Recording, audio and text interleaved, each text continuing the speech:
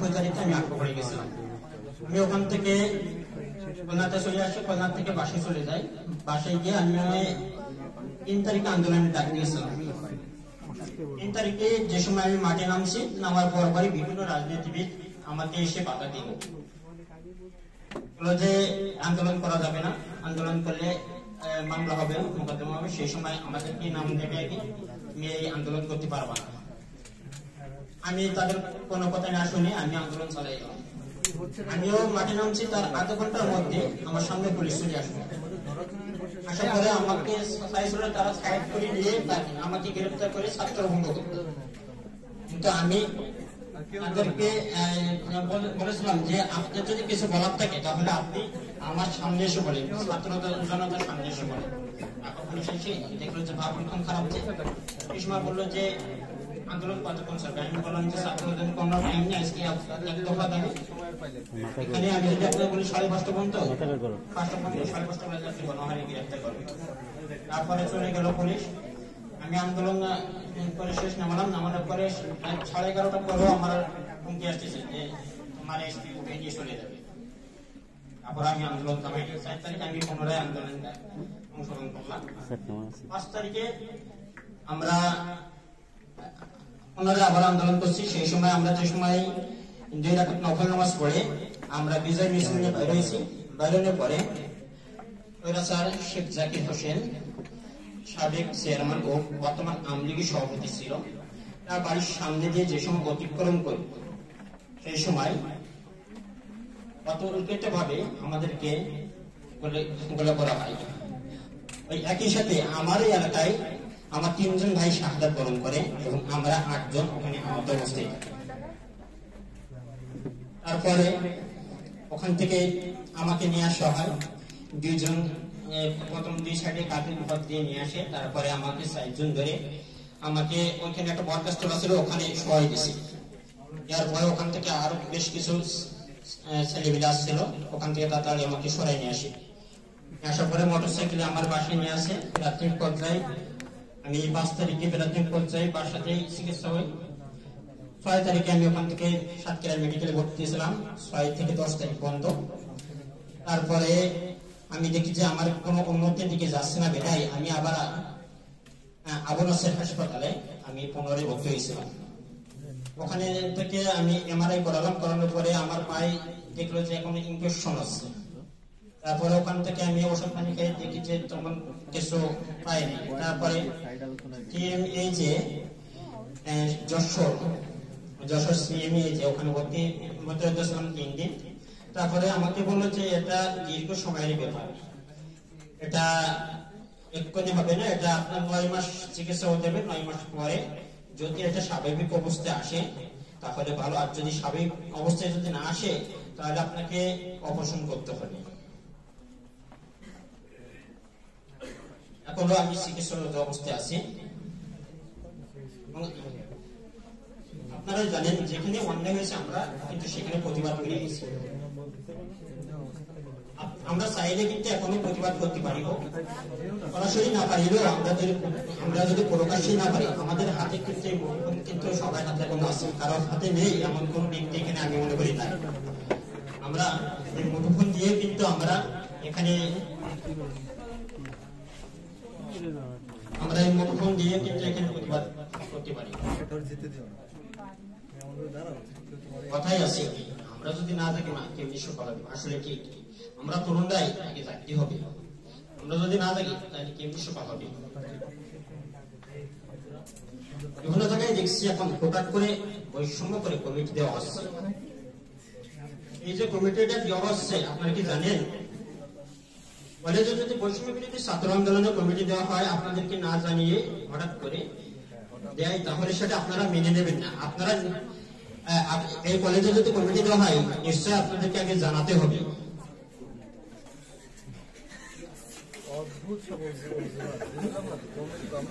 আপনারা তো খুলনাতে জাতীয় বিশ্ববিদ্যালয়ের ব্যানারে 10 জুলাই সরকারি কলেজে শিক্ষার্থীরা প্রথমে মাঠে নেমেছিলেন, এটা আপনারাই বলবেন। যেহেতু আমি খুলনাতে আন্দোলন করি না, আমি আন্দোলন করছি ঢাকাতে এবং আমার এলাকায় সাতক্ষীরাতে। আপনারা ভালো জানবেন যে সেই জবাই থেকে আপনারা আন্দোলন করছিলেন, কি হয়েছিল না হয়েছিল।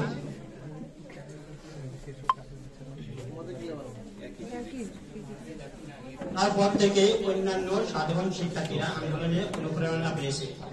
এই যে আপনারাই প্রথমে শুরু করছেন, তারপর থেকে কিন্তু এই খুলনার ভিতরে যত শিক্ষা প্রতিষ্ঠান আছে, যত কলেজ আছে, সব কিন্তু আপনাদের দেখেই কিন্তু আন্দোলন করার সুযোগ পেয়েছে। আমি আবারও বলবো, এখানে ওই সময় দেখবেন, সেখানে আওয়াজ করবেন। কলেজ কেন্দ্রে আমাকে কিছু চাওয়া আছে।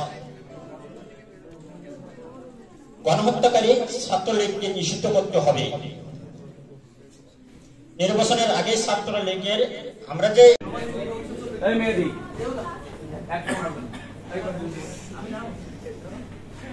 হলগুলো মেধা ও দারিদ্রতার ভিত্তিতে ছেড়ে দিতে হবে। হলগুলিতে ইতিপূর্বে আমি 15 বছর আমি এই কলেজে 18 স্টেশন মানে অর্থাৎ 7 বছরের মধ্যে দেখছি যে বেশিরভাগই ছাত্রলীগ যেভাবে বলছে সেইভাবে এই সিটগুলো দিয়েছে।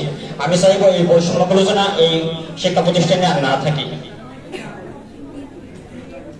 Form fill up, registration fee, ভর্তি ফি এবং অন্যান্য যত রকম ফি আছে সকল ফি মাত্র মূল্য দিতে হবে। কলেজ ক্যাম্পাসে হোটেলে খাবার মান নিশ্চিত করতে হবে এবং কম দামেও দিতে হবে।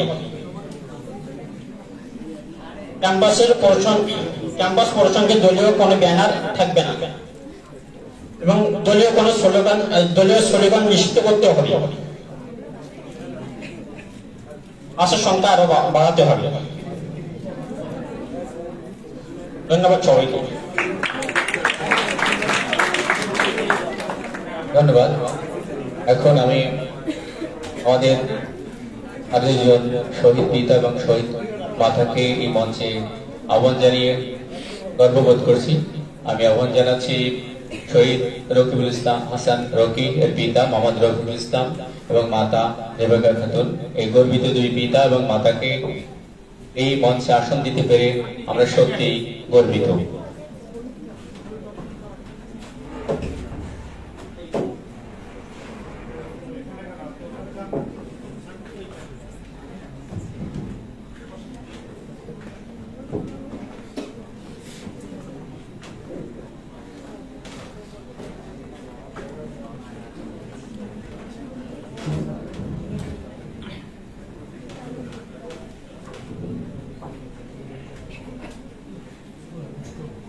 আমি সভাপতি মহোদয়কে অনুরোধ করবো গর্বিত মাতাকে আপনি ফুল দিয়ে বরণ করে নেবেন।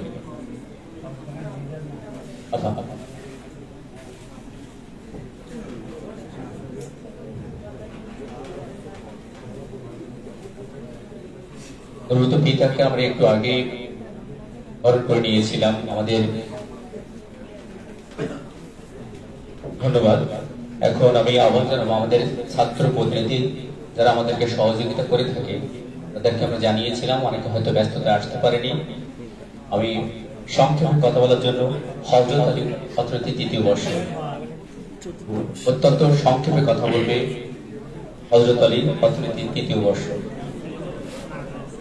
আর শিক্ষার্থীদের দৃষ্টি আকর্ষণ করছি, তোমরা ফোনটা বন্ধ করো, কথা বন্ধ করো, একটু ধৈর্য ধরো। মানুষের ত্যাগকে আমরা একটু মূল্যায়ন করি। আসসালামু আলাইকুম ওয়া রাহমাতুল্লাহি ওয়া বারাকাতুহু।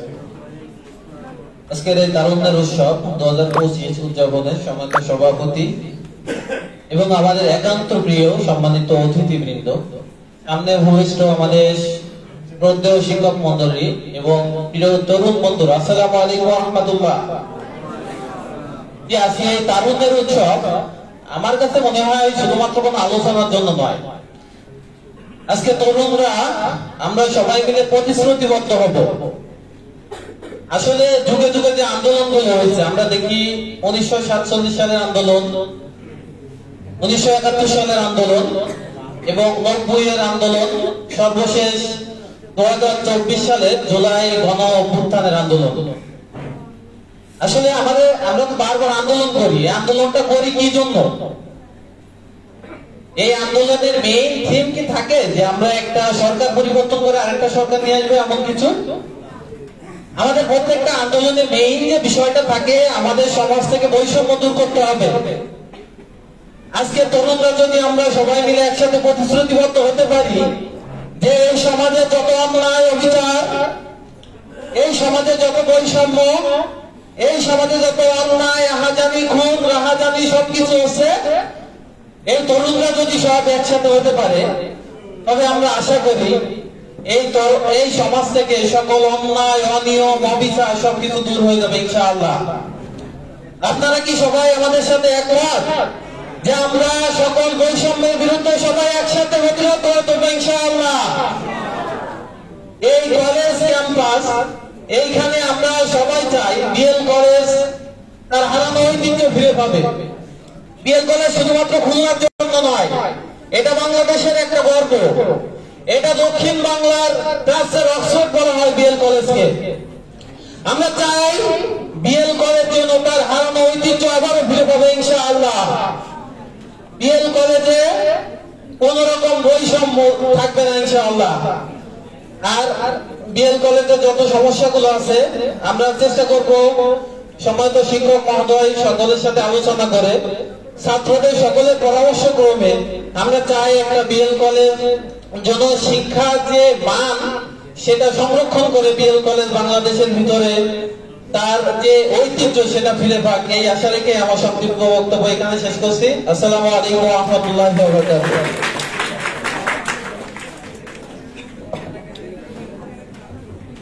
সময়ের সংক্ষিপ্ততার জন্য আমাদের মঞ্চ সম্মুখস্থ শিক্ষক মন্ডলীর কাছ থেকে আমরা বক্তব্য শুনতে আজকে বঞ্চিত হচ্ছি। এ পর্যায়ে আমি আহ্বান জানাবো ছাত্র সংসদের ভারপ্রাপ্ত অধ্যাপক প্রফেসর রাশেদ আয়ুব স্যার, বিভাগীয় প্রধান ইতিহাস বিভাগ।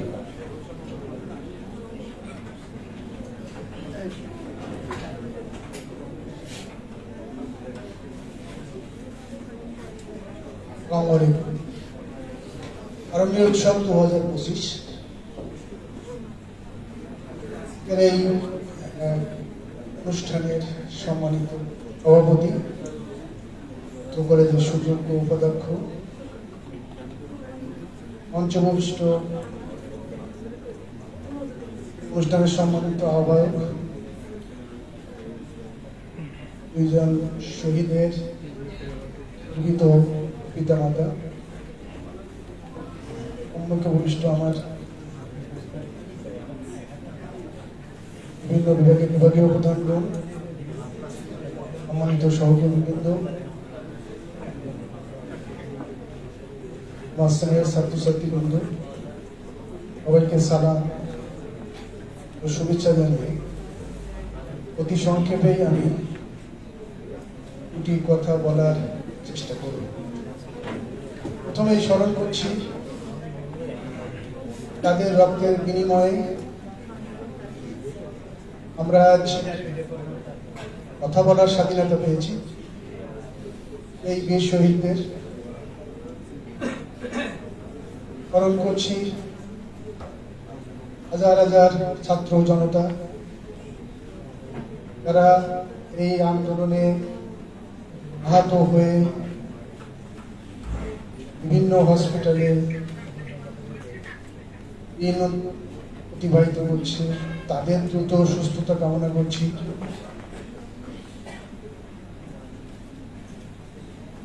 একাত্তরের মুক্তিযুদ্ধে যারা শহীদ হয়েছিলেন তাদেরকে স্মরণ করছি। 52 থেকে শুরু করে এই পর্যন্ত যত শহীদ দেশ মাতৃকার মুক্তির জন্য জীবন দিয়েছেন তাদেরকে স্মরণ করছি। আমাদের সম্মুখে একটি জগদ্দল পাথরের মতো চেপেছিল বিগত সরকার। তিনি আস্তে আস্তে একটি মানবে পরিণত হয়েছিলেন এবং তাকে এই পর্যায়ে নিয়ে আসার পিছনে আমাদেরও ব্যর্থতা ছিল। ইতিহাস ছাত্র হিসেবে আমি বলি যে যখন সিরাজউদ্দৌলাকে ধরে নিয়ে আসে ইংরেজরা, তখন যে বাঙালিরা দাঁড়িয়ে সেই দৃশ্য দেখেছিল, অনেক ঐতিহাসিক বলেন সেই বাঙালিরা যদি এক মুষ্টি করে ধুলো ছুঁড়ে মারত তাহলে ওই ইংরেজদেরকে ডুবিয়ে দিতে পারত। 16 বছর ধরে আমরা একের পর এক অন্যায়কে সহ্য করেছি, প্রতিবাদ করিনি। আর এই প্রতিবাদ না করার ফলে একজন শাসক আস্তে আস্তে দানব হয়ে উঠেছে। 2014 সালে যখন বিনা ভোটে 153টি আসনে জিতে গেল, তখনও আমরা প্রতিবাদ করিনি। 2018 সালে যখন রাতের ভোট, দিনের ভোট রাতে হয়ে গেল, তখনও প্রতিবাদ করিনি। 2024 সালেও আমাদের বিগত সরকার হয়তো মনে করেছিলেন যে না, আমি আর গ্রামী নির্বাচন করে হয়তো এই বড় পার হয়ে যাবে, কিন্তু ছাত্র জনতার যে জাগরণ, ছাত্র জনতার যে প্রতিবাদ, প্রতিরোধ, হাজার হাজার গুলি মেরেও যাদেরকে দমানো যাচ্ছিল না, একজন পুলিশের কর্মকর্তা আমাদের সাবেক স্বরাষ্ট্রমন্ত্রীর সামনে দাঁড়িয়ে বললেন, স্যার একটা গুলি মারি, একজন পরে আর তো পালায় না, আরেকজন দাঁড়িয়ে যায়, হাজার হাজার দাঁড়িয়ে যায়। এই প্রতিবাদ করার সাহস আমাদের এই তরুণরা, আমাদের তরুণরা বারবার দেখিয়ে দিয়েছে। 71 থেকে শুরু করে 24 পর্যন্ত রক্ত দিয়েছে দেশ মুক্তির জন্য, দেশ মাতৃকার মুক্তির জন্য। আবার ভোট হয়েছে, একটি রাজনৈতিক দল হয়তো সরকার গঠন করেছে, কিন্তু যাদের রক্তের বিনিময়ে তারা ক্ষমতা এসেছে তাদেরকে আর কেউ মনে রাখেনি। এবারও আমরা দেখি একটি সরকার আছে, কিন্তু এই পর্যন্ত আমরা সঠিক, এখনো পর্যন্ত 6 মাসের ভিতরে আমরা সঠিক শহীদের সংখ্যা পাইনি।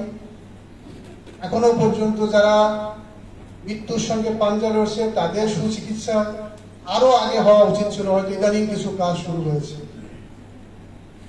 ছাত্র জনতা তাদের কাজটা তারা করেছেন, একটি স্বৈরাচারকে তাড়িয়েছেন, কিন্তু আমাদের কাজটা কি আমরা করতে পারছি? আমরা কি পাচ্ছি সঠিক নেতৃত্ব দিতে? আমরা কি পাচ্ছি তাদের স্বপ্ন বাস্তবায়ন করতে, যারা একটা বৈষম্যহীন সমাজ গড়তে জীবন দিয়ে গেলেন? এখনো যদি শুনতে হয় যে শেখ হাসিনা ছিল ভালো ছিল, তাহলে এত জীবনে দেওয়ার দরকার কি হবে?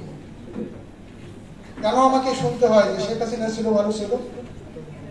তার মানে আমাদের ব্যর্থতা আছে। আমাদের যারা দেশ পরিচালনা করছেন, আমরা আশা করি তারা সঠিক নেতৃত্ব দিবেন, তারা যাদের রক্তের বিনিময়ে আজকের এই স্বাধীনতা, স্বাধীনতা বলার ক্ষেত্রে অনেক এরকম ব্যাখ্যা করেন আমরা 71 স্বাধীনতা পেয়েছি। এই স্বাধীনতা কোন স্বাধীনতা? আমার ব্যক্তিগত যেটা ধারণা, 71-এ আমরা পাকিস্তানের হাত থেকে মুক্তি পেয়েছিলাম, আর এই 14 বছর ভারত যেভাবে আমাদেরকে আবেদন বানিয়ে রেখেছিল, অন্তত সেই ভারতের হাত থেকে আমরা এবার মুক্তি পেয়েছি। অদূর ভবিষ্যতে আমরা মাথা উঁচু করে বাঁচতে চাই, আমরা সৎ প্রতিবেশী হয়ে বাঁচতে চাই, কিন্তু কেউ আমাদের উপরে ছড়ি ঘোরাকে এটা আমরা চাই না।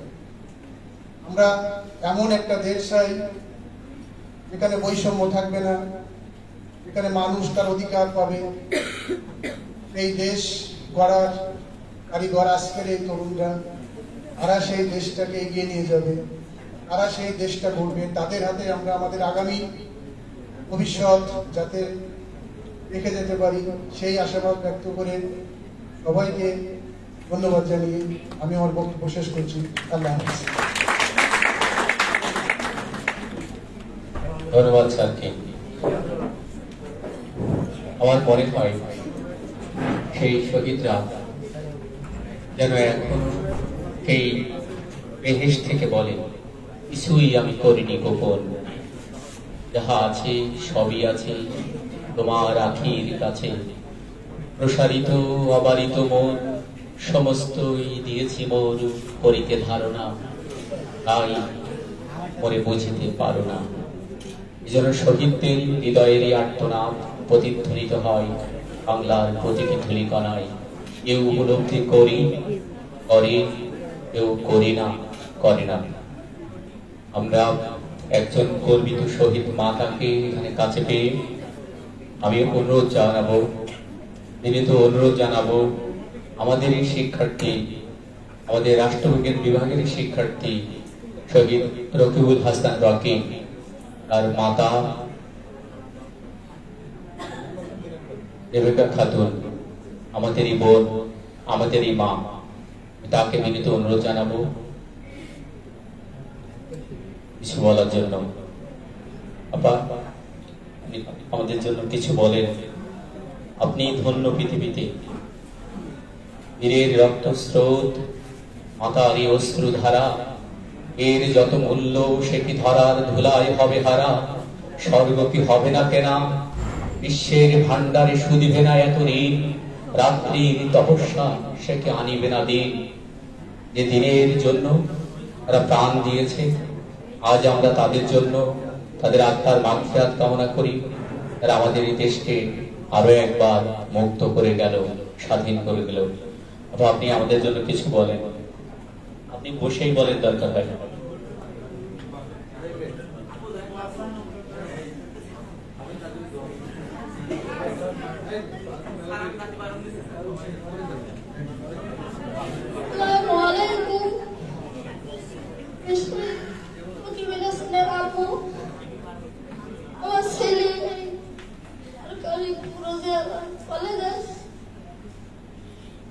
রাষ্ট্রবিজ্ঞান বিভাগের একজন ছাত্র।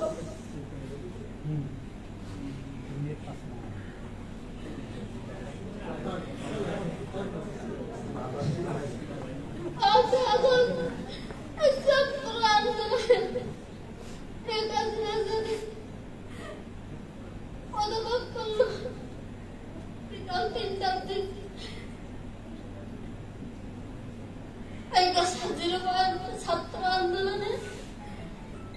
আন্দোলনে মিছিলে পাতাকে নিয়ে আন্দোলন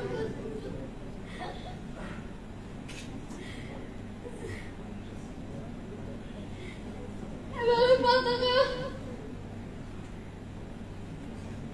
আমাদের গেছিল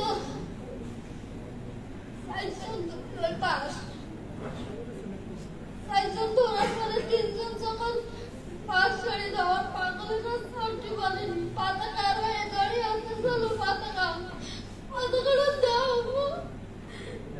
ওই পাতাকা পাগল গেছে লম্বা ছিল, আমার পাগলেরা সামটি বলেনি 33,000 বলছে। ওই কারণে জায়গায় আমার পাগল মারা আপনাকে কাছে দাবি আল্লাহ আমার বাচ্চা দেখেছে, আমার পাগল দেয় কলেজের একটা ছাত্র। আমি মামি আপনাকে কাছে আমার পাগলের জন্য এত অবাক করে খাবার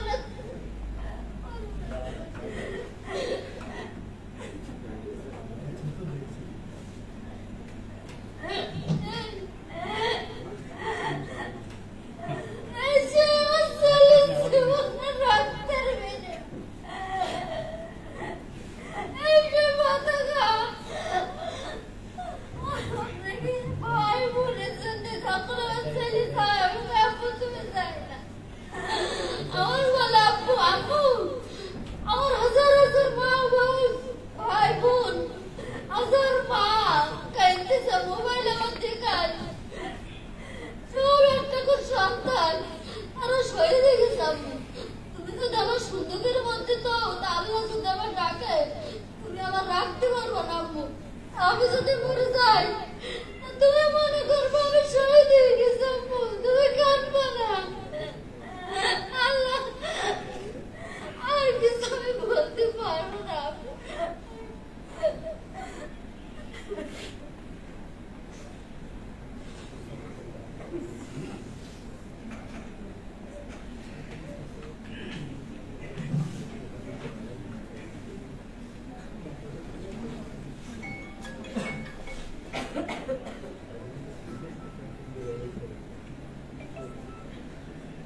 এরপরে আর কথা বলা যায় না।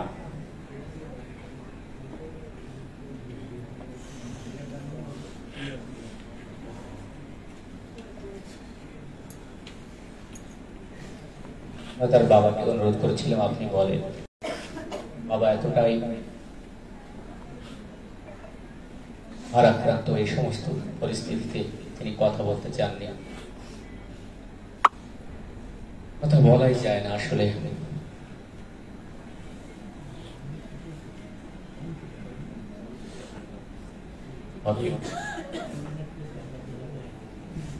শহীদ সাকিব রহমানের মা আমাদেরই বোন, আজ আমাদেরই মা। আমি গর্বিত মাতা, শহীদ মাতা নুরুন্নাহার আপাকে কিছু বলার জন্য অনুরোধ জানাচ্ছি। বসেই বলেন। আসসালামু আলাইকুম। আমি সাকিব রাহিনের আপু। আমার ছেলের সাথে যে শুক্রবার মারা গেল, তার আগের শুক্রবার আমি ঢাকায় ছিলাম। শেষ খাওয়া আমার ছেলেরা সেই শুক্রবারে বৃহস্পতিবারে খাওয়াই আসছি, আর আমার ছেলের সাথে আমার দেখাও হয়নি, কিন্তু একটু কথা হয়েছে। আমার ছেলে ও কথা রাখতে, যেটা রাখতে না পারে সেটার জন্য ও সেটা বলে না যে আমি কথাটা রাখতে পারবো, ও ফোনই ধরে না। আমরা সোমবার থেকে ওই সারাটা দিন দুই স্বামী স্ত্রী ওর কথাই বলি, ওর কথাই আলোচনা করি, করতে করতে ও ফোনই ধরে না। বুধবারের দিনকে ওরে আমি ফোন দিছি, দেখি আসরের পরে ওরা ফোন দিয়ে ওরা পাই কিনা। এত ফোন দিয়ে ফোন ধরে না। এখন 5টার সময় আমি ওরা ফোন দিছি বুধবারের দিন, দিয়ে বলছি কি আব্বা তুমি ফোন ধরো না কেন? আমি কান্না করে দিচ্ছি, তুমি ফোন ধরো না কেন? আমার শরীরটা ভালো লাগতেছে না, তুমি ফোন ধরো। বলো কি হয়েছে আম্মু? আমি কি আব্বু আমি আর খুলনায় থাকবো না, তুমি যখন আসবো না আমিও খুলনায় থাকবো না, তুমি ঢাকায় আর একটা বাসা নাও, তুমি মেসে থাকা লাগবে না। তুমি কবে আসবা? আমি 5 তারিখে আসবো। কাছে আম্মু এইসব ঝামেলা যায়নি, আমি 5 তারিখে তুমি আসলে আমি 5 তারিখে রুম নেওয়ার ব্যবস্থা করবো। আমার বাচ্চার সেই রুম ঠিকই নিয়ে খুলনায় আসলো, কিন্তু আমার নিল না, সে একাই চলে গেল। খুলনায় আসার জন্য তারা মেলা অনুরোধ করছি, তার কারণে খুলনা শহর ভালো লাগে না, সে একাই সেই খুলনা শহরে থাকতেছে, আমার কাছেও থাকতেছে না।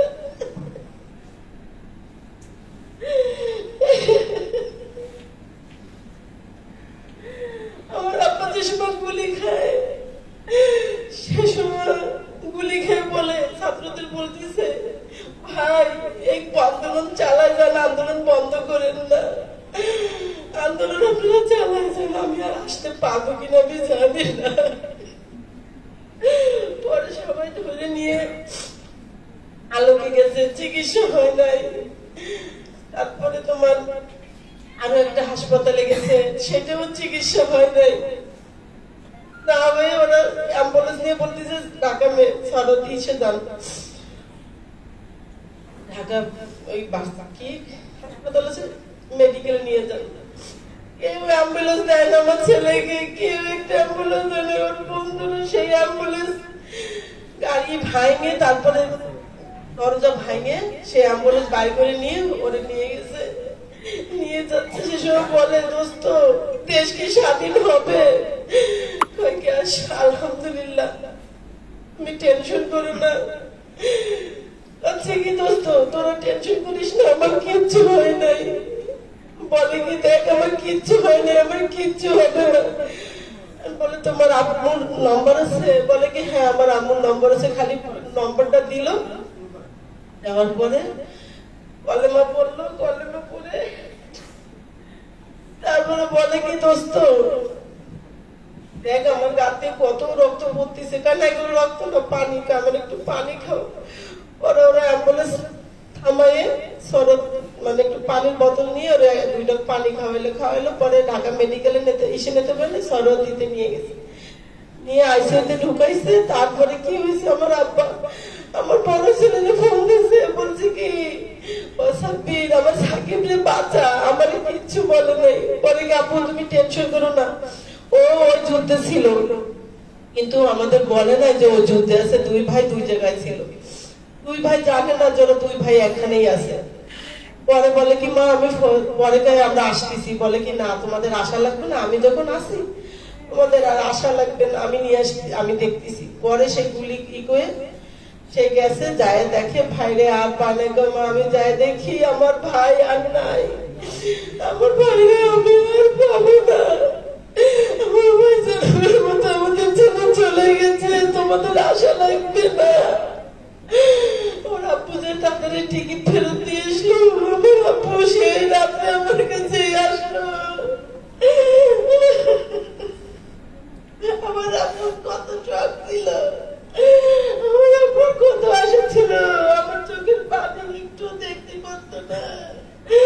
ওর আব্বুরে খালি বুঝাইতো আব্বু আব্বু, আমার আব্বু পাগল, আমার আব্বুর সাথে তোমরা কেউ কিছু করো না, আমার ভাগ্যে আমার ছেলে চলে গেছে, আমি আর সহ্য করতে পারি না, আমার পাশে আর কে নেই।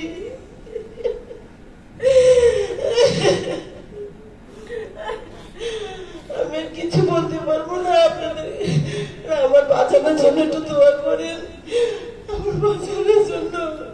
আর কিছু চাই না, আমি আর কিছু চাই না।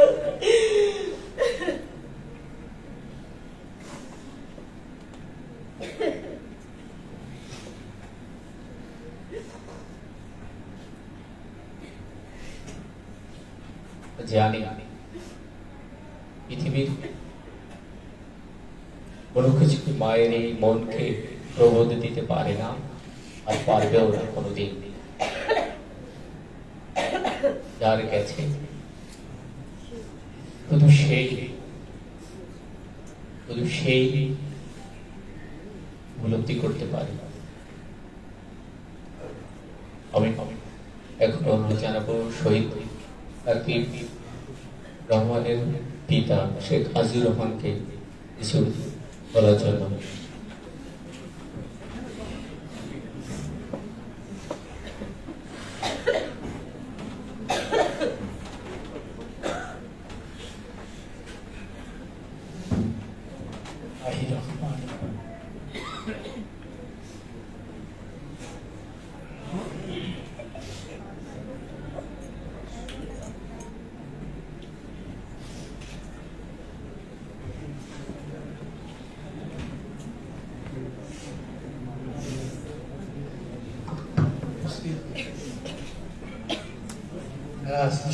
আসসালামু আলাইকুম।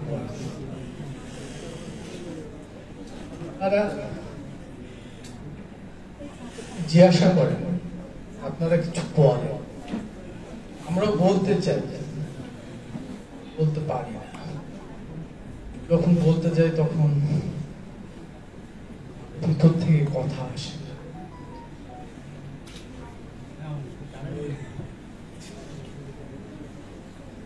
সবকিছু আটকায়, চাইলেও আমরা বলতে পারি না। অনেক সময় একা বসে থাকলে তখন মনে করি যে কথাটা বলবো, ওই কথাটা বলবো, কিন্তু যখন আপনাদের সামনে আসে তখন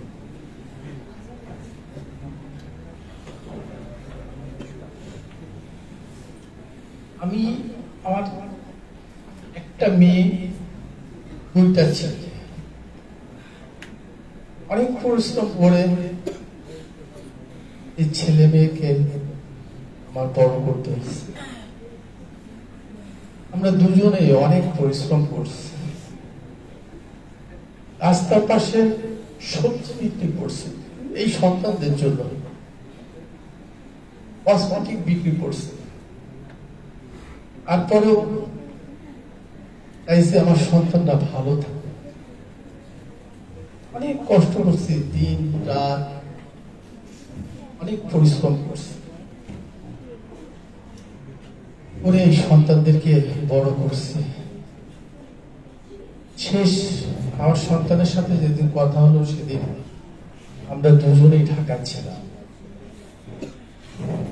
তো আমাকে জিজ্ঞাসা করলো যে আপু তুমি কোথায়, ফোন করলে। আমি এখন কাপড়ের ব্যবসা করি, তা আমি কাপড়ের জন্য গেছিলাম মাদকি। হলো আপনার নরসিংদীর ভিতরে পড়ে। আমাকে ফোন দিয়ে বলতেছে, আব্বু তুমি কোথায়? আমি বললাম, আব্বু আমি তো একটু অনেক দূরে আসছে, তুমি কখন আসবে? আমার কাজ হয়ে গেছে, আমি এখনই চলে আসবো। আমাকে বললো যে আসলে আমাকে একটা ফোন দিই। আমি ওদিনকার আসতে রাস্তা প্রচুর জ্যাম ছিল, আপনার সে থেকে আপনার গাউসিয়ার থেকে আঞ্চল ব্রিজ পর্যন্ত প্রচুর জ্যাম। আমাকে আবার ফোন দিয়েছে, বলতে থাকবো তোমার কাজ শেষ হয়নি, আব্বা তো জ্যামে আটকা গেছে। আচ্ছা ঠিক আছে আসো। আমি মিরপুরে এসে আমার ছেলেকে ফোন দিলাম, দিয়ে বললাম, আব্বা তুমি ওকে আব্বু আমি উঠবে, তুমি নিচে আসো। তখন নিচে এসে আমাকে একটু জড়ায় হাত দেয়। তখন আমার কাছে মনে হচ্ছিল যে ও আমার সন্তান না, আমি ওর সন্তান, ছোট ছেলের মতো আমাকে ধরছে। আমি বললাম, তোমার আম্মুর শরীরটা সকাল থেকে খারাপ, চলতে চাই। তখন বলে চল। দিনটা ছিল বৃহস্পতিবার, আমরা দুজনেই একসাথে বাসা ফেরার পরে আম্মুকে বললাম, আমাকে খাবার দাও, আমার খুব খিদা লাগছে। তখন খাবার দিল, দুই বাপ বেটা একসাথে খাওয়া দাওয়া করলাম। ওটাই আমার সাথে শেষ খাওয়া।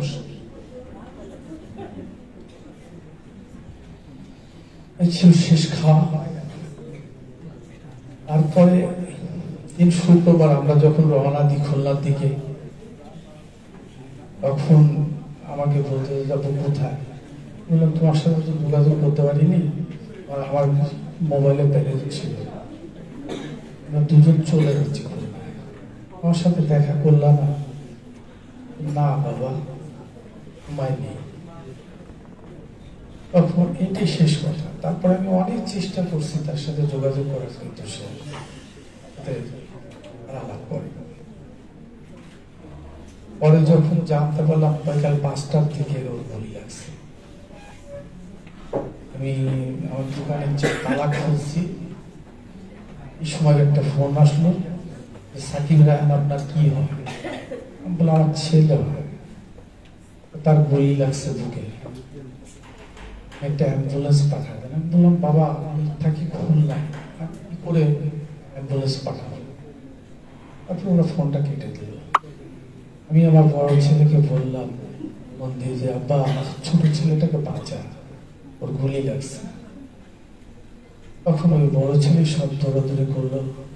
বললাম, আমি আসি, আমি আমার দুজনে বাস কাউন্টার পর্যন্ত গেছি।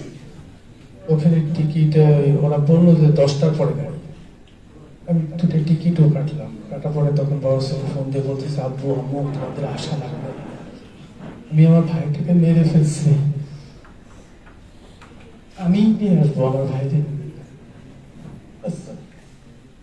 রাত 2টার পরে সে লাশ নেয়। ছেলে ছিল, মেয়ে ছিল, জামাই, বড় জামাই সে ছিল, তারাই নিয়ে আসছিল।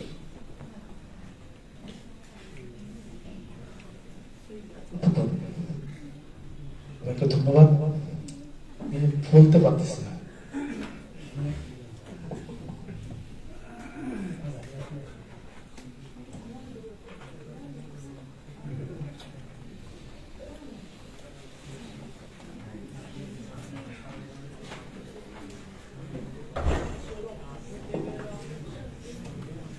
শহীদ প্রত্যেকটি পরিবারের কথাগুলোই এমন, শহীদ প্রত্যেক পিতা এবং মাতার স্মৃতিগুলোই এমন, কোনো ব্যতিক্রম নেই। অশ্রুর কিংবা বেদনার, সবগুলো রং এক, ভাষাও এক। আমি বিনম্র অনুরোধ জানাবো আজকের অনুষ্ঠানের সভাপতি প্রফেসর FM আব্দুর রাজ্জাক, মান্যবর উপাধ্যক্ষ, সরকারি প্রজনন কলেজ খুলনা।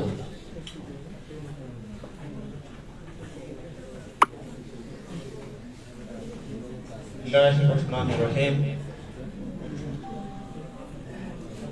তারুণ্যের উৎসাহ 2025 জুলাই বিপ্লবের প্রেক্ষাপট, ফ্যাসিবাদ বিরোধী উদ্যোক্তা ও সোশ্যাল বিজনেস বিষয়ক আলোচনা সভায় সম্মানিত আহ্বায়ক প্রফেসর এস.এম. শরীফ হোসেন, উপস্থিত ছাত্র বিষয়ক সম্পাদক প্রফেসর রাশেদ আয়ুব, উপস্থিত তাদের রক্তের বিনিময়ে আমরা আমাদের এই পরিবর্তন শহীদ শেখ মোহাম্মদ সাকিব রাহানের আব্বা এবং আম্মা, উপস্থিত শহীদ রকিবুল হাসানের আব্বা এবং আম্মা, বিভিন্ন বিভাগের বিভাগীয় প্রধান, আমার সম্মানিত প্রিয় সহকর্মী বৃন্দ, বিশেষ আমার স্নেহের ছাত্রছাত্রীবৃন্দ, আসসালামু আলাইকুম। আসলে অত্যন্ত দুঃখের সঙ্গে লক্ষ্য করেছি আমাদের শিক্ষকদের মধ্যে উপস্থিতি খুবই কম, যেটা অত্যন্ত দুঃখজনক, বেদনাদায়ক। কিছু ছাত্র এসেছেন, আরো আবার আসার সাথে সাথে যাই অবস্থা। সভাপতি হিসাবে শুধুমাত্র ধন্যবাদ দেওয়াই কাজ, তবুও দুই একটা কথা বলা, অত্যন্ত সংক্ষেপে বলবো। প্রায় 16টি বছর ধরে আমরা আমাদের উপরে যে জগদ্দল পাথরের মতো যারা চেপে বসেছিল, শুধুমাত্র এই তরুণদের আত্মত্যাগ এবং রক্তের মধ্য দিয়ে তাদেরকে বিতাড়িত করা সম্ভবপর হয়েছে। আমরা অবাক হয়ে লক্ষ্য করতাম যে সেই সময় একটা তুষামতকারী, একটা মুসাহেব শ্রেণী জন্ম হয়েছিল, যাদের কাজই ছিল শুধুমাত্র ওই স্বৈরাচারের তুষামত করা, শুধুমাত্র তাদের প্রশংসা করা।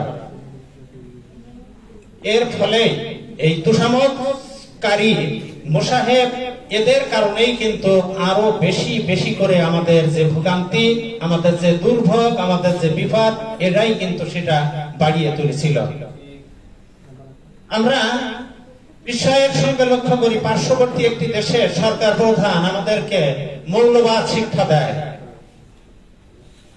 অথচ নিজেদের দিকেই তারা তাকিয়ে দেখে না যে প্রতিনিয়ত তাদের দেশে কি পরিমাণে মানবাধিকার লঙ্ঘিত হয়, ধর্মীয় সংখ্যালঘুদের উপর কিভাবে নির্যাতিত হয়। সেই নরেন্দ্র মোদী সরকার যদি আমাদেরকে মৌলবাদের শিক্ষা দেয়, তাহলে সেটা জাতি কোনোভাবেই কিন্তু সহজে গ্রহণ করে না।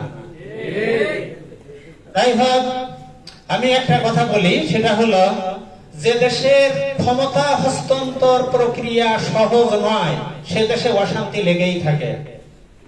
আমরা দেখেছি আমাদের প্রফেসর রাশেদ আয়ুব ভাই, উনি বলেছেন যে প্রথম 2014 সালে 153 জন এমপি হলেন বিনা ভোটে।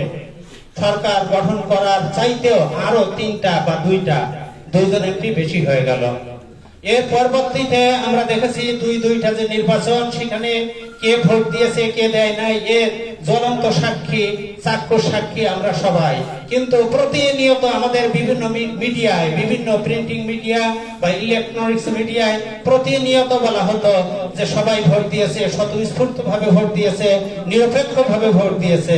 এইরকম মিথ্যাচার কিন্তু কোনো জাতি পছন্দ করে না। একটা প্রশ্ন আমার মাথায় আসে, এর আগেও আমাদের দেশে আন্দোলন হয়েছে, আমরা নিজের চোখে দেখেছি, স্বচক্ষে দেখেছি। এরশাদ বিরোধী যে আন্দোলন হয়েছিল, সেখানে আওয়ামী লীগ, বিএনপি, জামাত ইসলামী সহ সমস্ত দল এরশাদের বিরুদ্ধে ছিল। কিন্তু এরশাদের পতন হলো 1990 সালে। পতনের পরে এরশাদের দলের লোকজন কিন্তু দেশ ছেড়ে পালায় নাই, সবাই একতাবদ্ধ ছিল তখন। কি আওয়ামী লীগ, কি বিএনপি, কি জামাত ইসলাম, কি কমিউনিস্ট পার্টি, কি ইসলামী দল, সমমনের দলগুলো, সেই এরশাদ সবার আন্দোলনের মুখে পদত্যাগ করেছে, কিন্তু তারা কিন্তু পালায় নাই। আমি আশ্চর্য হয়ে লক্ষ্য করেছি, খালেদা জিয়া আন্দোলনেও আমি বলবো যে তত্ত্বাবধায়ক সরকারের দাবিতে যে আন্দোলন হয়েছিল, সেই আন্দোলনের ফলেই তিনি কিন্তু পদত্যাগ করেছিলেন। এতগুলো মামলা মোকদ্দমা মাথায় নিয়ে তারা কিন্তু দেশ থেকে পালায় না, মোকাবেলা করেছে। যদিও বিচার ব্যবস্থা আমরা কি দেখেছি, বিচারের নামে যে প্রহসন, এটা আমরা দেখেছি, কিন্তু তারাও কিন্তু পালায় নাই। আমাদের জামাত ইসলামী নাম ধরেই বলবো, কতজন মানুষকে ফাঁসি দিয়েছে। কেউ কেউ আমেরিকাতে ছিল, তারপরেও কেসকে মানে মামলাকে মোকাবেলা করার জন্য তারা এই দেশে ফিরে এসেছেন, তারপরেও কিন্তু পালায়নি। কিন্তু আমরা দেখলাম এই আন্দোলনের ফলে যারা ক্ষমতা ছেড়ে দিল তারা পালালো। কেন পালালো? আমার ধারণা এর কোন উত্তর আপনাদের জানা আছে কিনা জানি না, আমার অন্তত ওইভাবে জানা নেই। তবে আমি এইটুকু মনে করি, মানুষের উপরে বেশি মাত্রায় অত্যাচার করলে, নির্যাতন করলে মানুষ আসলে যারা নির্যাতন করে তারা জানে যে আমরা নির্যাতন করেছি, মানুষ আমাদেরকে ক্ষমা করবে না। এই জন্যই আমার মনে হয় পালায়। পাকিস্তানিরা আমাদেরকে যে পরিমাণে মানে ওই সময়ের কথা আমি বলছি যে ৭১ সালের আগে যে আন্দোলনগুলো হয়েছিল, তারা আমাদেরকে মারতে পারে, ব্রিটিশরা আমাদেরকে মারতে পারে, কিন্তু স্বাধীনতার পরে আমাদেরকে কেন মারবো, আমাদের কেন ক্ষতি করব, এই প্রশ্ন আমার। তো রবীন্দ্রনাথের একটা কথা আছে যে মারে তার হয়তো মনে থাকে না, কিন্তু যে মার খায় তার আজীবন মনে থাকে। তো আমরা আমাদের এই দেশটাকে, এই যে ত্যাগ, যে রক্ত, যে আত্মদানের বিনিময়ে আমাদের এই দেশ এই পর্যায়ে আমরা এসেছি, আমরা সুন্দর করে গড়ে তুলব। আমরা আমাদের দেশকে আমাদের মনের মতো করে সাজাবো।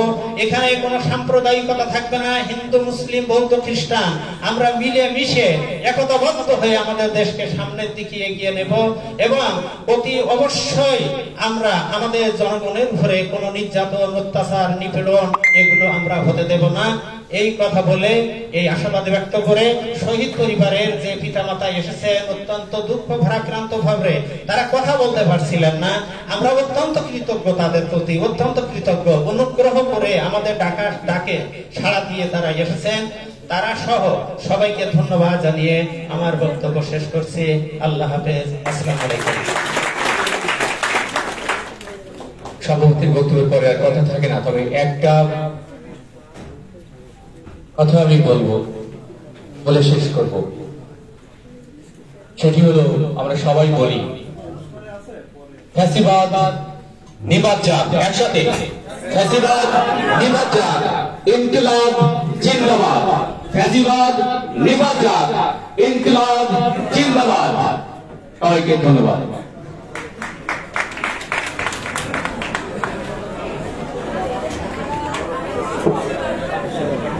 কেমন আছেন?